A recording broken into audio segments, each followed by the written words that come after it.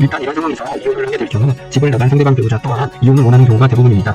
집을 나간 배우자가 가정을 지키고 유지하고 싶다면 별거를 하지도 않았을 것입니다. 설령 가정을 지키고 싶은데 여러가지 이유로 인해서 별거를 할 수밖에 없었다고 하면 분명 경제적인 도움이 있었거나 연락은 오고 가고 했어야 합니다. 하지만 그런 경우는 그렇게 많지 않고 대부분은 장기간 연락도 하지 않고 지내는 경우가 많습니다. 그러하기 때문에 이런 상황에서 이혼을 하는 것은 그리 어렵지 않습니다. 특히 별거기간이 오래되면 오래될수록 단순 이혼만 원하거나 또는 이혼과 미성년자에 관한 것만 청구하기 때문에 다툼이 크게 없습니다.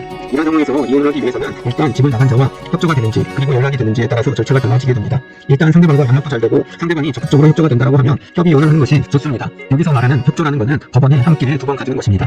그런데 만일 상대방과 연락이 되지 않고 연락이 되더라도 이혼에 대해서 차일피일 미루기만 하거나 협조가 안 된다고 하면 이런 소송에서는 이혼 소송을 해야 합니다.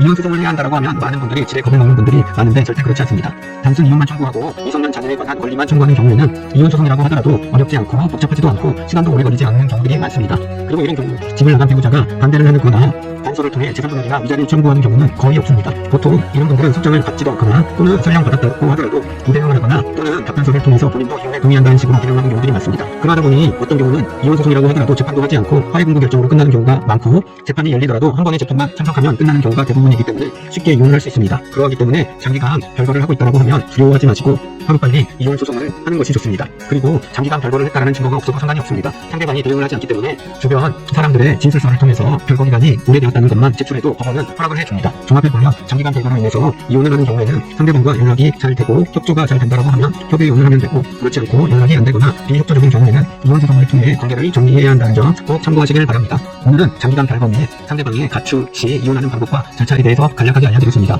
보다 자세한 것은 법률상담 공잡소 블로그를 확인하시거나 저에게 연락을 주시면 언제든지 상담드리도록 하겠습니다. 오늘도 저의 영상 시청해주셔서 고맙습니다. 감사합니다.